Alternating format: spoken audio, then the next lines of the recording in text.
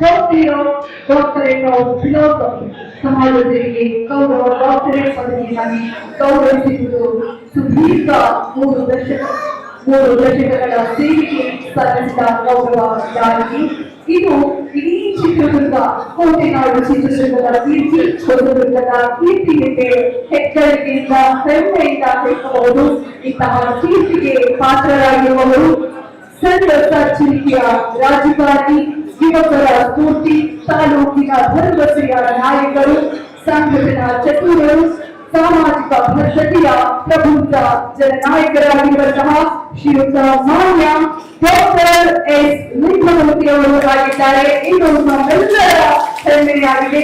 ಇವರಿಗೆ ಈ ಕಾರ್ಯಕ್ರಮಕ್ಕೆ ಅತ್ಯಂತ ಹೆಮ್ಮೆಯಿಂದ ಬರಮಾಡಿಕೊಳ್ತಾ ಇದ್ದೇವೆ. ನಿರೂಪಣೆ ಕಾವೇರಿ. 35 ವರ್ಷಗಳಿಂದ ತನ್ನನ್ನು ಸಂಪೂರ್ಣವಾಗಿ ಈ ಸಮಾಜಕ್ಕೆ ಅರ್ಪಿಸಿಕೊಂಡು ನನ್ನ ಊರಿಗೆ ಏನಾದರೂ ನನ್ನ ಕೊಡುಗೆಯನ್ನು ಕೊಡಬೇಕು ಅಂತ ಹೇಳಿ ಕನಸನ್ನು ಹೊತ್ತು ಒಂದು ವಿಶೇಷವಾದಂತಹ ಕಾರ್ಯಕ್ರಮವನ್ನು ಆಯೋಜಿಸಿದ್ದಾರೆ ಬಂಧುಗಳೇ. ವಿಷಯ ಇಷ್ಟೇ, ಬಹಳಷ್ಟು ಜನಗಳಿಗೆ ವಿವಿಧ ಕ್ಷೇತ್ರಗಳಲ್ಲಿ ಸಾಧನೆಗೈದಂತವರಿಗೆ ಡಾಕ್ಟರೇಟ್ ಪದವಿಗಳನ್ನು ಪಡೆಯೋದನ್ನು ನೋಡಿದ್ದೀವಿ, ಕೇಳಿದ್ದೀವಿ. ಅಮೆರಿಕದ ಫ್ಲೋರಿಡಾ ನಗರದ ಸಂಸ್ಕೃತ ಯೂನಿವರ್ಸಿಟಿಯಿಂದ ಕರ್ನಾಟಕ ರಾಜ್ಯದ ಒಂದು 3 ಜನ ಕೊಟ್ಟಿದ್ದಾರೆ. ಅದರಲ್ಲಿ ನಮ್ಮ ತಾಲೂಕಿನ ನಮ್ಮ ಲಿಂಗಮೂರ್ತಿ ಅವರು ಅಂತ ಹೇಳಿ ಹೆಮ್ಮೆಯಿಂದ ಹೇಳ್ಕೊಳ್ತೀವಿ.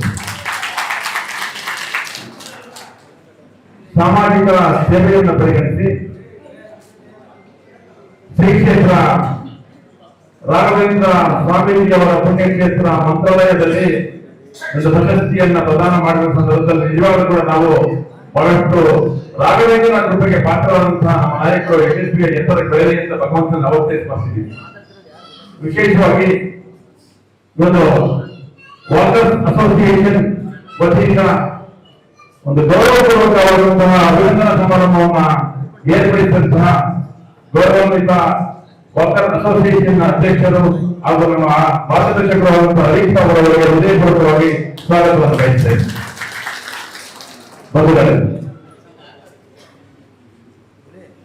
ಒಬ್ಬ ಸಾಮಾನ್ಯ ಕುಟುಂಬದಲ್ಲಿ ಯಾವುದೇ ಹಿನ್ನೆಲೆ ಇಲ್ಲದಂತೆ ಬದುಕನ್ನು ಕಟ್ಟಿಕೊಂಡು ಕಳೆದ 35 ವರ್ಷಗಳಿಂದ ಎಲ್ಲ 2 ದೊಡ್ಡಗಳನ್ನ ತನ್ನ ಮಡಿಲಲ್ಲಿ ಹಾಕೊಂಡು ಸಮಾಜದೊಟ್ಟಿಗೆ ಮತ್ತೆ ಪುರುಷಿಲ್ಲವಂತಹ ಸಾಮರ್ಥ್ಯವನ್ನು ಹೊಂದಿರ್ತಕ್ಕಂಥ ನಮ್ಮ ನಾಯಕರಾದಂತಹ ಎಸ್ ಲಿಂಗಮೂರ್ತಿಯವರು ಈ ಕಾರ್ಯಕ್ರಮದ ಅತ್ಯಂತ ಕೇಂದ್ರ ಬಿಂದುಗಳಾಗಿದ್ದಾರೆ. ನಿಮ್ಮೆಲ್ಲರ ಪ್ರೀತಿಯ ಚಪ್ಪಾಳಿಯೊಂದಿಗೆ ಅವರಿಗೆ ಹೃದಯಪೂರ್ವಕವಾಗಿ ಸ್ವಾಗತವನ್ನು.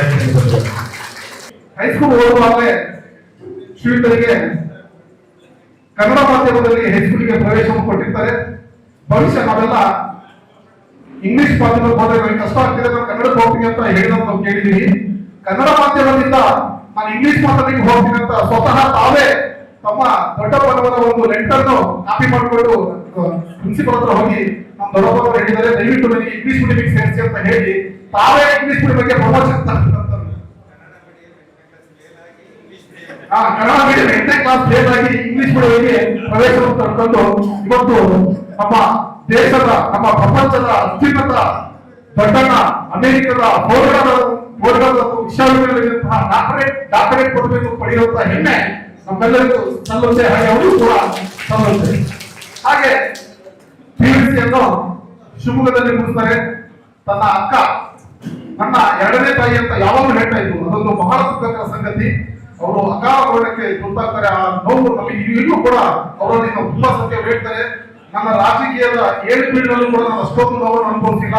ನನ್ನ ಅಕ್ಕ ನನ್ನ ಬಿಟ್ಟು ಹೋದಾಗ ನಾನು ತುಂಬಾ ನೋವನ್ನು ಅನುಭವಿಸ್ತೆ ಅಂತ ಬಹಳ ದಿನಗಳ ಕಾಲ ಆ ನೋವಿನಿಂದ ಆಗದೇ ಇಲ್ಲ. ಹಾಗೆ ಅವರು ಆ ನೋವನ್ನು ಆ ದೇವರು ಭರಿಸುವಂತಹ ಶಕ್ತಿಯನ್ನು ಆ ದೇವರು ನೀಡಲಿ ಅವರಿಗೆ. ಹಾಗೆ ಪಿಯುಸಿ ಶಿಕ್ಷಣವನ್ನು ಮುಗಿಸಿ ನಂತರ BSc ಮತ್ತು ಉನ್ನತ ಶಿಕ್ಷಣವನ್ನು ಬೆಂಗಳೂರಿನಲ್ಲಿ ಪ್ರತಿಷ್ಠಿತ ಕಾಲೇಜಿನಲ್ಲಿ BSc ಮತ್ತು MBA ಅನ್ನು ಪಡ್ಕೊಳ್ತಾರೆ. ಹಾಗೆ ಆಗಿನ ಕಾಲದಲ್ಲಿ ಆ MBA ಓದುವಂತಹ ಯೂನಿವರ್ಸಿಟಿ ಕಾಲದಲ್ಲೇ ಅವರು ರಾಜಕೀಯ ಗೀಡನ್ನು ಅಂಟಿಸ್ಕೊಳ್ತಾರೆ. ಉನ್ನತ ಶಿಕ್ಷಣ ಮಾಡುವಾಗಲೇ ಯೂನಿವರ್ಸಿಟಿಗೆ 2 ಬಾರಿ ಭವಿಷ್ಯ ಆಗಿನ ಕಾಲದಲ್ಲಿ ಸೆನೆಟ್ ಮತ್ತು ಯೂನಿವರ್ಸಿಟಿ ಎಲೆಕ್ಷನ್ ಅಂದ್ರೆ ಅದು MLA ಎಲೆಕ್ಷನ್ ಗಿಂತ ಬಹಳ ಕಠೋರವಾದದ್ದು, ಬಹಳ ಹೆಸರು ಕೊಡುವಂತಹ ಎಲೆಕ್ಷನ್. ಅಂತಹ ಸಂದರ್ಭದಲ್ಲಿ 2 ಬಾರಿ ಯೂನಿವರ್ಸಿಟಿಯ ಕಾರ್ಯದರ್ಶಿಯಾಗಿ ಹಾಗೆ ಅವರಿಗೆ ವೋಟ್ ಮಾಡುವಂತವರು ಸಹಪಾಠಿಗಳು ಏನು ನಮ್ಮ ಈಗಿನ ರಾಜ್ಯ ಸರ್ಕಾರದ ಕಂದಾಯ ಸಚಿವರಾದಂತಹ ನಮ್ಮ ಕೃಷ್ಣ ಬೈರೇಗೌಡ ಆಗಿರ್ಬೋದು, ಹಾಗೆ ಕ್ರೀಡಾ ಲೋಕದಲ್ಲಿ ಹೆಸರು ಪಡೆಯುವಂತಹ ದಿಗ್ಗಜ ರಾಹುಲ್ ಆಗಿರ್ಬೋದು, ಅವರೆಲ್ಲ ಮತವನ್ನು ನೀಡಿ ಆಗಿನ ಕಾಲದಲ್ಲಿ ಅವರಿಗೆ ರಾಜಕೀಯ ಗೀಳನ್ನು ತಂದುಕೊಂಡಂತಹ ಸಂದರ್ಭದಲ್ಲಿ 2 ಬಾರಿ ಯೂನಿವರ್ಸಿಟಿಯ ಕಾರ್ಯದರ್ಶಿಯಾಗಿ ಅವರನ್ನು ಆಯ್ಕೆ ಮಾಡುವಂತಹ ಹೆಗ್ಗಳಿಕೆ ಶ್ರೀಯುತರಿಗೆ ಸಲ್ಲಬೇಕು. ತದನಂತರ ಪ್ರತಿಷ್ಠಿತ ಕಂಪನಿಯಲ್ಲಿ ಕೈ ತುಂಬ ಸಂಬಳದ ಕೆಲಸ, ಆದರೂ ಕೂಡ ಊರಿನ ಒಂದು ತಗಾದೆ, ಊರಲ್ಲಿ ರಾಜಕಾರಣ ಮಾಡಬೇಕು, ಸಮಾಜ ಸೇವೆ ಮಾಡಬೇಕು, ನನಗೆ ಬರುವಂತಹ ಹಣ ನನಗೆ ಯಾವುದೇ ರೀತಿಯಾದ ಸಂಬಂಧ ಇಲ್ಲ, ನಾನು ಹಣ ಮಾಡೋದಲ್ಲ ನನಗೆ ಮುಖ್ಯ, ನಾನು ಜನರನ್ನು ಗಳಿಸಬೇಕು ಅಂತ ಹೇಳಿ ಮತ್ತೆ ಅವರು ಊರಿನ ಕಡೆ ಮುಖ ಮಾಡಿ ರಾಜಕೀಯ ಗೀಳನ್ನು ಬೆಳೆಸ್ಕೊಳ್ತಾರೆ. ಜೊತೆಗೆ ಉಪನ್ಯಾಸಕರಾಗಿ ಕೂಡ ಎಸ್ಎಂ ಕಾಲೇಜಿನಲ್ಲಿ ತಮ್ಮ ಒಂದು ಉಪನ್ಯಾಸ ವೃತ್ತಿಯನ್ನು ಕೂಡ ಪ್ರಾರಂಭಿಸಿದಂತಹ ಶ್ರೀಗಳು ಹೊಸದುರ್ಗದ ರಾಜಕೀಯ ಏಳುಗಳಿನಲ್ಲಿ 3 ಬಾರಿ ಬಹುಶಃ ಯಾವುದೋ ಒಂದು ಸಣ್ಣ ಎಲೆಕ್ಷನ್ ಸೋತಂತಹ ಸಂದರ್ಭದಲ್ಲಿ ನಮಗೆ ಕಾಣದೆ ಊರಲ್ಲಿ ಬಿಟ್ಟು ಹೋಗುವಂತಹ ಸಂದರ್ಭಗಳನ್ನು ನಾವು ನೋಡ್ತಾ ಇದ್ದೀವಿ. ಗೆದ್ದ ನಂತರನೂ ಕೂಡ ಊರಲ್ಲಿ ಇರದೇ ಇರುವಂತಹ ಸಂದರ್ಭವನ್ನು ನೋಡ್ತಾ ಇದ್ದೀವಿ. 7 ನಡೆಯುವ ಕೂಡ ಸತತ 35 ವರ್ಷಗಳ ಕಾಲ ರಾಜಕೀಯ ಜೀವನ, ಸಾಮಾಜಿಕ ಜೀವನ ಹಾಗೆ ಕೌಟುಂಬಿಕ ಜೀವನ ಮೂರನ್ನು ಕೂಡ ಸಮವಾಗಿ ತುಂಬಿಸಿಕೊಂಡು ನಮ್ಮ ಮುಂದೆ ಗಟ್ಟಿತನವಾಗಿ ಇನ್ನೂ ನಾನು ಇದ್ದೀನಿ ಜೊತೆಗೆ ನಾನು ಇನ್ನೂ ಸಮಾಜ ಸೇವೆ ಮಾಡ್ತೀನಿ, ನನಗೆ ದೇವರು ಇನ್ನೂ ಶಕ್ತಿ ಕೊಟ್ಟಿದ್ದಾನೆ ಅಂತ ಹೇಳಿ ನಾವು ಮುಂದೆ ಕೂತಿದ್ದಾರೆ. ನಿಜವಾಗ್ಲೂ ಅವರ ಒಂದು ಆ ಶಕ್ತಿ ಮತ್ತು ಆ ಸ್ಫೂರ್ತಿಗೆ ನಾವೆಲ್ಲರೂ ಕೂಡ ನಿಜವಾಗ್ಲೂ ಅಭಿನಂದಿಸಬೇಕಾದಂತಹ ಸಂದರ್ಭ. ನಾನು ವಿಶ್ವಾಸ ಆನ್ಸರ್ ಮಾಡಿದೆ, ನನಗೆ ಅನ್ನಿಸ್ತಲ್ಲ ಒಂದು ಮಾತು ಹೇಳಿದೆ ಸರ್, ಒಂದೆಲ್ಲರೂ ಅಂತ ಕೂತ್ಕೊಂಡು ಎಲ್ಲರೂ ಕೂಡ ನಿಮ್ಮ ಆತ್ಮೀಯರು ಕೂತ್ಕೊಂಡು ನಾನು ನಿಮಗೆ ವಿಶ್ ಮಾಡಬೇಕಾಗಿದೆ, ಒಂದು ಸಣ್ಣ ಕಾರ್ಯಕ್ರಮ ಆಯೋಜಿಸಿದ್ದೀನಿ ಆಗದು ಮಾಡ್ತೀನಿ ಅಂತ ಹೇಳಿ ನಿಜವಾಗ್ಲೂ ಎಲ್ಲ ನೋಡಿದ್ರೆ ಅವರ ಒಂದಿಷ್ಟು ಗಣಿತದ ಸಂಪತ್ತು ಇದೆಯಲ್ಲ ಅದು ತುಂಬಾ ಎತ್ತರವಾಗಿದೆ ಅಂತ ನನಗೆ ಅನ್ಸುತ್ತೆ. ತುಂಬಾ ವಿಶೇಷವಾಗಿದೆ ಮತ್ತು ಎತ್ತರವಾಗಿದೆ. ಯಾಕೆಂದ್ರೆ ಮನುಷ್ಯ ತನ್ನ ಹುಟ್ಟು ಮತ್ತು ಸಾವಿನ ನಡುವೆ ಗಣಿತಕ್ಕಂಥದ್ದಂದ್ರೆ ಮಾನವೀಯ ಸಂಪನ್ಮೂಲಗಳು, ಮಾನವ ಸಂಬಂಧಗಳನ್ನ, ಆ ಸಂಬಂಧಗಳನ್ನ ಗಳಿಸುವುದರಲ್ಲಿ ನಾವು ಲಿಂಗೋರು ಯಶಸ್ವಿಯಾಗಿದೆ ಅಂತ ನನಗೆ ಅನಿಸುತ್ತೆ. ಕಾರ್ಯಕ್ರಮ ನೋಡಿ ಲಿಂಗೋಜಿಯವರು ಒಂದು ಗ್ರಾಮೀಣ ಪ್ರದೇಶದಲ್ಲಿ ಹೋಗಿ ವಿಶಿಷ್ಟವಾಗಿ ಹೈಸ್ಕೂಲು ಮತ್ತು ಪ್ರಾಥಮಿಕ ಶಿಕ್ಷಣನ ಸರಿಯಾಗಿ ಮಾಡಿರ್ತಕ್ಕಂಥ ಡಿಗ್ರಿನನ್ನ ಶಿವಮೊಗ್ಗ ಮತ್ತು ಬೆಂಗಳೂರಿನಲ್ಲಿ ವಿದ್ಯಾಭ್ಯಾಸ ಮಾಡಿದ್ರು ಕೂಡ MBA ವಿದ್ಯಾಭ್ಯಾಸ ಇದೆಯಲ್ಲ ತುಂಬಾ ಹಿಂದೆ ಅವತ್ತು ಎಷ್ಟು ಸ್ಟ್ರಾಂಗ್ ಇರ್ತದೆ ಆ ಕೋರ್ಸ್ ಅಂತಂದ್ರೆ MBA ಮಾಡದೆ ಒಂದು ವಿಶಿಷ್ಟವಾದಂತಹ ಕೋರ್ಸ್. ಬಿಲ್ ಗೇಟ್ಸ್ ಒಂದು ಮಾತು ಹೇಳ್ತಾರೆ, ನನ್ನ ಜೀವನದಲ್ಲಿ ಮಹತ್ವದ ಆಕಾಂಕ್ಷೆ ಅನ್ನೋದು MBA ಮಾಡಬೇಕು ನಾನು ಅಂತ ಹೇಳಿ. ಇವತ್ತಿನ ಪ್ರಪಂಚ ಅತ್ಯಂತ ಶ್ರೀಮಂತ ವ್ಯಕ್ತಿ ಹೇಳಿರ್ತಕ್ಕಂಥ ಮಾತು. ಅಂತ MBA ಡಿಗ್ರಿಯನ್ನ ತುಂಬಾ ಹಿಂದೆ ಮಾಡಿ ಅವರು ಬಯಸಿದ್ರೆ ಅಂತಾರಾಷ್ಟ್ರೀಯ ಎಲ್ಲರೂ CEO ಬೆಳೆಸಬಹುದಾಗಿ. CEO ಆಗ್ತದಲ್ಲ ಇವತ್ತು ದಿವಸ ಏನಂತಾರೆ ಕಂಪನಿಗಳಿಗೆ ಕೋಟ್ಯಾಂತರ ಸಂಬಳ ತಗೊಳ್ತಕ್ಕಂಥ CEO ಮಟ್ಟಕ್ಕೆ ಬೆಳಿಬೋದು. ಅಷ್ಟರ ಮಟ್ಟಿಗೆ ಆ ಒಂದು ವಿದ್ಯಾಭ್ಯಾಸದ ಸತ್ವ ಆಗ್ತವೆ. ಅಂತ ಡಿಗ್ರಿನನ್ನ ಅದನ್ನ ಸರಿಸಿ ಒಂದಿಷ್ಟು ಸಮಾಜ ಸೇವೆ ಮಾಡಬೇಕು ಅಂತ ಹೇಳಿ ಕ್ಷೇತ್ರನ ಆಯ್ಕೆ ಮಾಡ್ಕೊಂಡಿರ್ತಕ್ಕಂಥದ್ದು ಇದೆಯಲ್ಲ ಅದು ಒಂದಿಷ್ಟು ಸ್ಟ್ರಾಂಗ್ ಡಿಸಿಷನ್ ಅಂತ. ನಿಜವಾಗ್ಲೂ ಸ್ಟ್ರಾಂಗ್ ಡಿಸಿಷನ್ ಅಪ್ರಿಶಿಯೇಟ್ ಮಾಡ್ಬೇಕು. ರಾಜಕಾರಣದಲ್ಲಿ ಮಹತ್ವಾಕಾಂಕ್ಷೆ ಇದೆ, ಆ ಮಹತ್ವಾಕಾಂಕ್ಷೆ ಉತ್ಕಟಾಕಾಂಕ್ಷೆ ಎರಡೂ ಕೂಡ ಲಿಂಗೂರ್ತಿಯಲ್ಲಿದೆ. ಯಾಕೆಂದ್ರೆ ಅವರು ಬೆಳೆದು ಬಂದಂತ ಸಂಸ್ಕೃತಿ ಹೇಗಿದೆ ಅಂದ್ರೆ ಅವರ ದೊಡ್ಡಪ್ಪ ಇವತ್ತು ಶಿವನಕಟ್ಟ ಸಿದ್ದಪ್ಪ ಮಾಡ್ಕೋಬೇಕು. ಶಿವನಕಟ್ಟ ಸಿದ್ದಪ್ಪ ಅವರ ರಾಜಕೀಯ ಬದುಕಿನ ಆ ಒಂದು ಕುಟುಂಬದಲ್ಲಿ ನಮ್ಮ ಲಿಂಗೋಜಿಯವರು ಬಂದಂತ ಆ ವಜ್ರ ತಾಲೂಕಿನ ಮತ್ತು ರಾಜ್ಯದ ಎಲ್ಲ ನಾಯಕರುಗಳನ್ನ ಅತ್ಯಂತ ಸರಳವಾದ ಭಾಷೆಯಲ್ಲಿ ಏನಪ್ಪ ಹೆಗಡೆ ಸಮಾಚಾರ ನಿಂತು ಅಂತ ಕೇಳ್ತಾ ಇದ್ರು. ಏನ್ ನೋಡ ದೇವೇಗೌಡರಿಗೆ ಏನ್ ನೋಡ ಅಂತ ಅವ್ರು ಮಾತಾಡ್ತಕ್ಕಂಥ ಅಷ್ಟು ಸರಳವಾಗಿ ನಾಯಕರುಗಳ ಮಾತಾಡ್ತಕ್ಕಂಥ ಕೆಪಾಸಿಟಿನ ನಮ್ಮ ಶಿವನಕಟ್ಟ ಸಿದ್ದಪ್ಪ ಹೋಗಿ. ಅದೇ ರೀತಿಯಲ್ಲಿ ನಮ್ಮ ಲಿಂಗೋಜಿಯವರು ಇವತ್ತು ರಾಜ್ಯದ ನಾಯಕರುಗಳ ಸಂಪತ್ತ ಎಷ್ಟು ಚೆನ್ನಾಗಿ ಗಳಿಸಿದ್ದಾರೆ ಅಂದ್ರೆ ನಮ್ಮ ರಾಜ್ಯದ ಮಾಜಿ ಮುಖ್ಯಮಂತ್ರಿಗಳು ಮತ್ತು ಎಲ್ಲರ ನಾಯಕರಾಗಿರ್ತಕ್ಕಂಥ ಯಡಿಯೂರಪ್ಪರಿಗೆ ಮಾನಸ ಪುತ್ರ ಅಂತ ಕಲಿತಕ್ಕಂಥ ಒಂದು ವಿಶಿಷ್ಟವಾದಂತಹ ಒಂದು ಎಲ್ಲ ಆತ್ಮೀಯ ಯಾಕೆಂದ್ರೆ ಸಮಯ ಬಹಳ ಅಭಾವ ಇದೆ. ಆಗಲ್ಲ ವೇದಿಕೆಯ ಮುಂಭಾಗದಲ್ಲಿ ಕುಳಿತಿರುವಂತ ಎಲ್ಲ ನಮ್ಮ ಆತ್ಮೀಯ ಈಗಾಗಲೇ ಅವ್ರ ವಿಚಾರವನ್ನ ಲಿಂಗಮೂರ್ತಿ ನಡೆದು ಬಂದ ದಾರಿಯನ್ನ ಹೇಳಿದ್ರು. 1971 ಹುಟ್ಟಿದ್ದಾರೆ. ಹೈಸ್ಕೂಲನ್ನ ಮಿಡಲ್ ಸ್ಕೂಲು ಕಡಿಮೆ ಓದಿತ್ತು, ಶಿವನಕಟ್ಟೆ ಎಲೆಕಟ್ಟೆ. ಹೈಸ್ಕೂಲ್ ಓದಿತ್ತು ನಮ್ಮ ಗೌರ್ಮೆಂಟ್ ಸ್ಕೂಲಲ್ಲಿ. ಗೌರ್ಮೆಂಟ್ ಸ್ಕೂಲಲ್ಲಿ ಅವ್ರು ಯಾವುದು ಓದಿಲ್ಲ. ಗೌರ್ಮೆಂಟ್ ಸ್ಕೂಲಲ್ಲಿ 7ನೇ ತರಗತಿ ಮುಗಿಸ್ಕೊಂಡು ಹೈಸ್ಕೂಲಲ್ಲಿ ನಮ್ಮ ಗೌರ್ಮೆಂಟ್ ಹೈಸ್ಕೂಲಲ್ಲಿ ಪ್ರೌಢಶಾಲೆ ನಡೆಸಿ ತದನಂತರದಲ್ಲಿ PUC ಓದಲಿಕ್ಕೆ ಶಿವಮೊಗ್ಗ ಹೋಗಿ, ಶಿವಮೊಗ್ಗದಲ್ಲಿ PUC ಓದಿ, BSc ಬೆಂಗಳೂರಲ್ಲಿ ಓದಿ, MBA ಬೆಂಗಳೂರಲ್ಲಿ ಓದಿ, ತದನಂತರದಲ್ಲಿ ಅಲ್ಲಿ ಸೆನೆಟ್ ಮೆಂಬರ್ ಆಗಿ, ತದನಂತರದಲ್ಲಿ 2006ರಲ್ಲಿ ಈ ತಾಲೂಕಿಗೆ ಪ್ರಥಮವಾಗಿ ರಾಜಕೀಯ ಪ್ರವೇಶ ಮಾಡಿದ್ದು 2006. ಆಗ ಯಾಕೆಂದ್ರೆ ನಾನು ಮೇಷಾಗಿದ್ದೆ. ಆಗ ನಾವು ಬಾಬು ಕ್ಷೇತ್ರಕ್ಕೆ ಪ್ರತಾಪ್ ಮೊದಲನೇ ಮಂಜರಿ MP ಅಂತ ನಾನು ಮಂಜುನಾಥ ಹತ್ರಕ್ಕೆ ಹೋದಾಗ ಮಂಜುನಾಥ ಒತ್ತಿಗೆ ಕ್ಷೇತ್ರಕ್ಕೆ ಯಾರಿಗೆ ಕೊಡ್ತೀನಿ ಅಂತ ಕೇಳಿದೆ. ಅದೇ ಕಾರಣ ಅಸಿದ್ಧಾರ ಬರೋದನ್ನು ಕೇಳಲ್ಲ, ಸಂಕಲ್ಪ ಮಗ ಯಾರಿಗೂ ಗೊತ್ತಿಲ್ಲ. ನಮ್ಮ ತಾಲೂಕಿನಲ್ಲಿ ರಾಜಕೀಯ ಪ್ರಬುದ್ಧತೆಯನ್ನು ಪಡೆದವರು ಸಿದ್ದಪ್ಪನವರು, ಜಿ ಬಸವಪ್ಪನವರು, ಇನ್ನು ಕೆಲವಾರು ಅವರಿದ್ರು, ಬಿ ರುದ್ರಪ್ಪ ಅವರೆಲ್ಲ. ಅವರ ಮಗದ ಸಿದ್ದಪ್ಪನ ಮಗನವರಿಗೆಲ್ಲ ಅವ್ರಿಗೆ ಕೊಡ್ತೀವಿ. ಮುಖ್ಯ ಕ್ಷೇತ್ರವನ್ನ JDS ಅಭ್ಯರ್ಥಿಯಾಗಿ 2006 ಸ್ಪರ್ಧೆ ಮಾಡಿದ್ರು. ಜಿಲ್ಲಾ ಪಂಚಾಯತಿ ಸದಸ್ಯರಾಗಿದ್ದರು. ಪ್ರಶಸ್ತಿಗಳ ಜೊತೆಗೆ ಒಂದು ಜವಾಬ್ದಾರಿಗಳನ್ನು ಕೊಟ್ಟು ತಾಲೂಕಿನ ಜನಸೇವೆ ಮಾಡುವಂತ ಅವಕಾಶನ ಕೊಡಿ.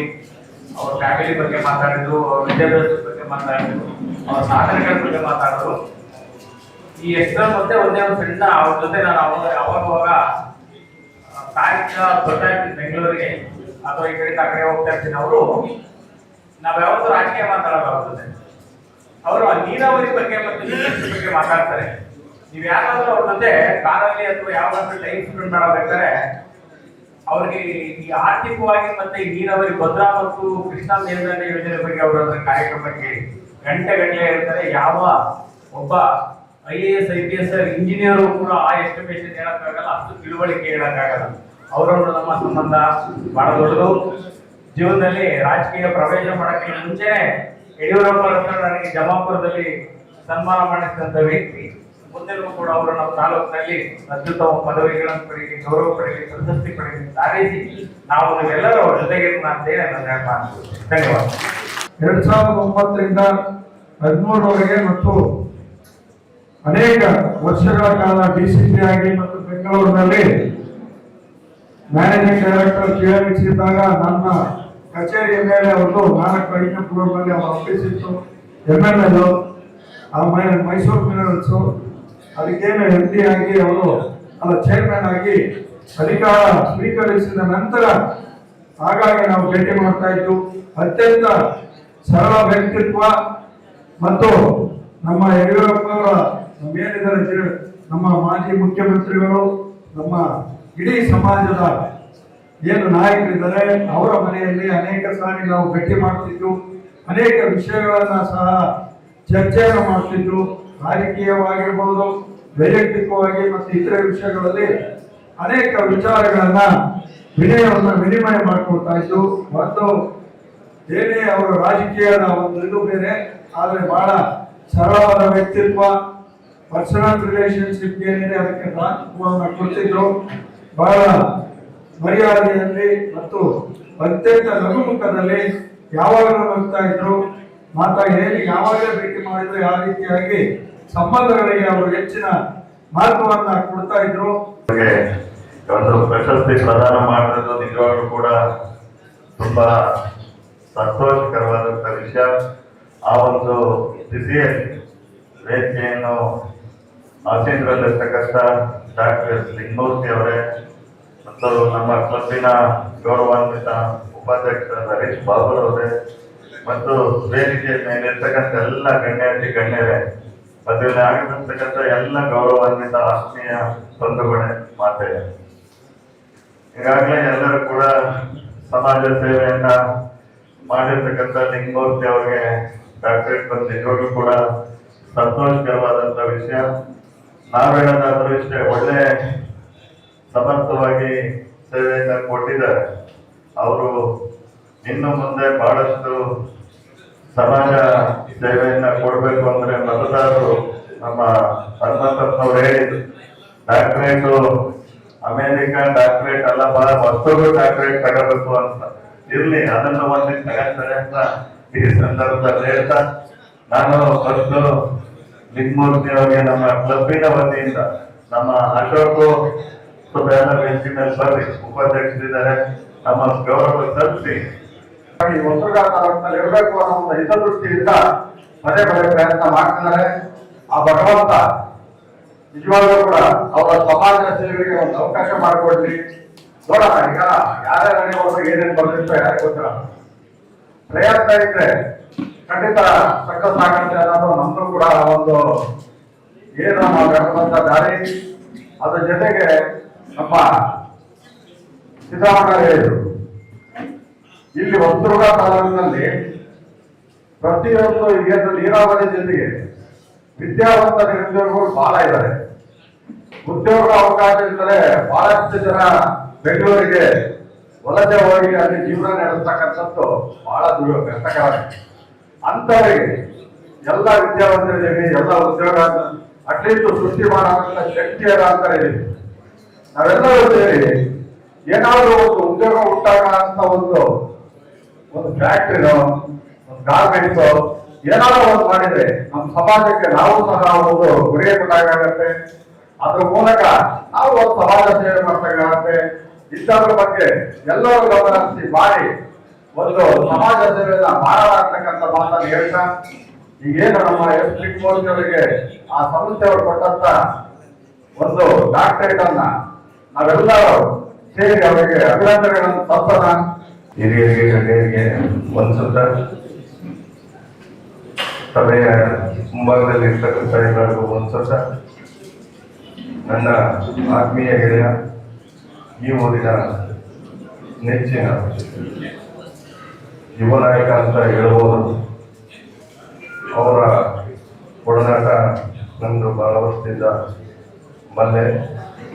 ಅವರು ನನ್ನ ಜೊತೆ ಚಿತ್ರದುರ್ಗದ ವರ್ಗಾಮಠದಲ್ಲಿ ಗೌರ್ನಿಂಗ್ ಕೌನ್ಸಿಲ್ ಆಗಿ ನಾನು ಕೂಡ ಅವ್ರ ಜೊತೆ ಕೈ ಜೋಡಿಸಿ ಬಹಳ ಚರ್ಚೆ ವಹಿಸಿ ಕೆಲವು ಕೆಲಸಗಳು ಮಾಡಿದ್ವಿ. ಅವು ಕೆಲವು ನಿಷ್ಠುರವಾಗಿ ಕೆಲವು ವಿಷಯಗಳು ನಾವು ಏನೇ ಕಷ್ಟ ಬಂದರೂ ಜೊತೆ ನಿಂತು ಕೆಲಸ ಮಾಡೋ ಸರಗಾರ. ಎಂತ ದೊಡ್ಡ ವ್ಯಕ್ತಿ ಆದ್ರೂ ಕೂಡ ತಪ್ಪು ಮಾಡಿದ್ರೆ ನೇರವಾಗಿ ಅವ್ರು ಯಾರೇ ಆಗಿರ್ಬೋದು, ಕೆಲವು ವಿಷಯಗಳು ನನಗೆ ಹೇಳಕ್ ಇಷ್ಟಪಡಲ್ಲ. ಸಮಾಜ ತಿದ್ದುವ ಕೆಲಸದಲ್ಲಿ ಅವರು ಮುಂಚೂಣಿಯಲ್ಲಿರ್ತಾರೆ. ಅದೇ ರೀತಿ ನಮ್ಮ ಭಾಗದ ಅಂದ್ರೆ ನಮ್ಮ ಊರಿನ, ನಮ್ಮ ಹೊಸದುರ್ಗದ, ನಮ್ಮ ಹೆಚ್ಚು ಕಮ್ಮಿ ನಮ್ಮ ಚಿತ್ರದುರ್ಗ 3-4 ಡಿಸ್ಟ್ರಿಕ್ಟ್ ಅಲ್ಲಿ ನೇರ ಸಂಪರ್ಕ ಆಗಿನ ಮುಖ್ಯಮಂತ್ರಿಗಳಾದ ಯಡಿಯೂರಪ್ಪ ಅವರ ಜೊತೆ ನೇರ ಮತ್ತು ನಿಕಟ ಒಂದು ಸಂಬಂಧ ಇರೋದ್ರಿಂದ ನಮ್ಮ ಭಾಗದ ಜನಗಳಿಗೆ ಅಥವಾ ನಮ್ಮ ಹೊಸದುರ್ಗ ಜನಗಳಿಗೆ ಕೆಲವು ಕೆಲಸ ಕಾರ್ಯಗಳಲ್ಲಿ ತೊಡಸ್ಕೊಳ್ಳಕ್ಕೆ, ಅಲ್ಲಿಂದ ಸರ್ಕಾರಕ್ಕೆ ಅನುಕೂಲ ಪಡ್ಕೊಳ್ಳೋಕ್ಕೆ ಅನುಕೂಲ ಆಯಿತು. ಎಲ್ಲ ಲಿಂಗಣ್ಣವರ ಅಭಿಮಾನಿ ಬಂಧುಗಳೇ, ಇದುವರೆಗೂ ಹನುಮಂತಪ್ಪ ಎಲ್ಲರೂ ಹೇಳಿದ್ರು, ಇದುವರೆಗೂ ಅವರು ಜೀವನದಲ್ಲಿ ನೋಡಬಾರ್ದ ಎಲ್ಲವನ್ನ ನೋಡಿದ್ದಾರೆ, ಅನುಭವಿಸಿದ್ದಾರೆ, ಒಂದು ಸಾಧಿಸಿದ್ದಾರೆ.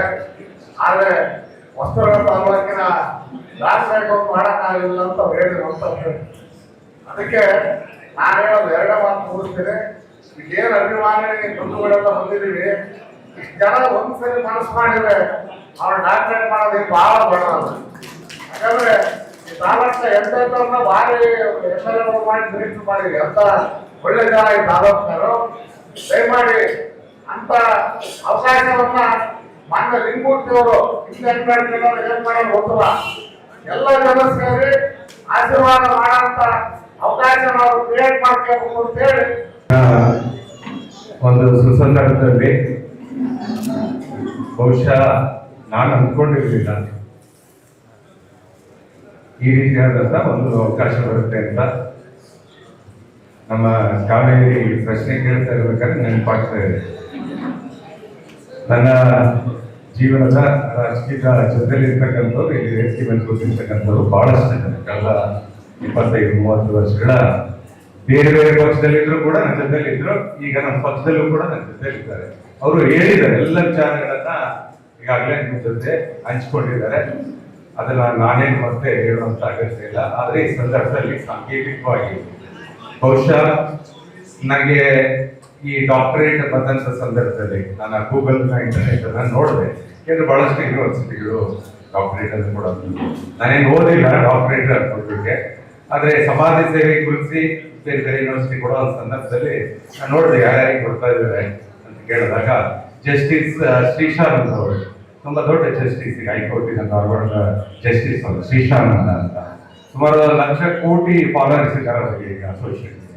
ಅವರಿಗೆ ಅವರ ಸಾಲಿನಲ್ಲಿ ಮತ್ತು KS ಪಣೀಂದ್ರ ಅಂತ ಈಗಿನ ಉಪಲೋಕಾಯುಕ್ತರು ಜಸ್ಟಿಸ್ ಪಣೀಂದ್ರ ಅವರು, ಅವರಿಗೆ ಕೊಟ್ಟಂಥದ್ದು. ಡಾಕ್ಟರ್ ರಾಜ್ಕುಮಾರ್ ಅವರ ಕುಟುಂಬದ ಅವರಿಗೆ ರಾಘವೇಂದ್ರ ರಾಜ್ಕುಮಾರ್ ಅವರಿಗೆ, ಹಾಗೆ ಯದುವೀರ್ ನಮ್ಮ ಮೈಸೂರು ಮಹಾರಾಜರ ಸಂಸ್ಥಾನದ ಯದುವೀರ್ ಅವರಿಗೆ, ಅವರು ಬರಲಿಲ್ಲ ಅವರು ತಗೊಳ್ಳಿಕ್ಕೆ ಕಾರಣಾಂತರದಿಂದ, ಮಹಾರಾಜರಿಗೆ ಡಾಕ್ಟರ್ ಹೆಸರನ್ನು ಕೊಡುವಂತ ಸಂದರ್ಭ.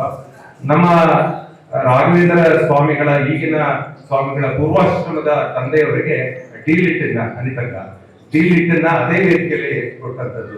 ಆ ನೆಕ್ಸ್ಟ್ ನನಗೆ 6ನೇವನಾಗಿ ನನಗೆ ಡಾಕ್ಟರೇಟ್ ಅನ್ನು ಕರೆದಂತ ಸಂದರ್ಭದಲ್ಲಿ ಅವಿಸ್ಮರಣೀಯವಾದಂತ ಒಂದು ಸಂದರ್ಭ ಸಂದರ್ಭ. ಯಾಕೆಂದ್ರೆ ಅವರು ಜಸ್ಟಿಸ್ ಸಂವಿಧಾನವನ್ನ ಎತ್ತಿಡಿದ ದಿನನಿತ್ಯ ಮಾಡುವಂತ ಜಸ್ಟಿಸ್ಗಳು ತಗೊಳ್ಳುವಂತ ಸಾಲಿನಲ್ಲಿ ಒಂದು ದೊಡ್ಡ ಗೌರವ ಸಿಕ್ತು ಅಂತ ಅನ್ಕೊಂಡಿದ್ದು ಬಹಳ ಸಂತೋಷ ಆಯ್ತು.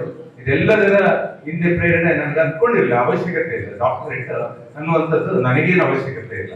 ಆದ್ರೆ ಆ ಯೂನಿವರ್ಸಿಟಿ ಇಂಥವ್ರಿಗೆ ಕೊಟ್ರೆ ಬಹುಶಃ ಸಮಾಜದಲ್ಲಿ ಇನ್ನೂ ಜವಾಬ್ದಾರಿಯುತವಾಗಿ ಹೆಚ್ಚು ಕೆಲಸ ಮಾಡುವಂತ ಮತ್ತೆ ಅವರನ್ನ ನೋಡಿ ಇನ್ನೂ ಹೆಚ್ಚು ಜನ ಕೆಲಸ ಮಾಡುವಂತ ಪ್ರೇರಣೆ ಸಿಗ್ತದೆ ಅಂತ ಹೇಳಿ ಬಹುಶಃ ಯೂನಿವರ್ಸಿಟಿ ಕೊಟ್ಟಿದೆ ಅಂತ ನಾನು ಅನ್ಕೊಂಡಿದ್ದೇನೆ. ಆ ಕಾರಣಕ್ಕೆ ಡಾಕ್ಟರೇಟ್ ಅಂತ ಸಿಕ್ಕಿದೆ ಅಂತ ನಾನು ಅನ್ಕೊಂಡಿದ್ದೇನೆ. ನನಗೆ ಯಾರು ಡಾಕ್ಟರ್ ಲಿಂಗಮೂರ್ತಿ ಅಂತ ಕರೆಯುವಂತ ಅವಶ್ಯಕತೆ ಇಲ್ಲ. ಯಾಕಂದ್ರೆ ನಾನೇನು ಇಂಜೆಕ್ಷನ್ ಕೊಡುವಂಥದ್ದು ಪಾತ್ರೆ ಕೊಡುವಂತ ಇದಿಲ್ಲ. ಆದ್ರೆ ಅದೊಂದು ಗೌರವದ ಒಂದು ಪ್ರಶಸ್ತಿ, ಗೌರವದ ಒಂದು ನಾಮಕರಣ ಅಂತ ನಾನು ಅನ್ಕೊಂಡಿದ್ದೇನೆ.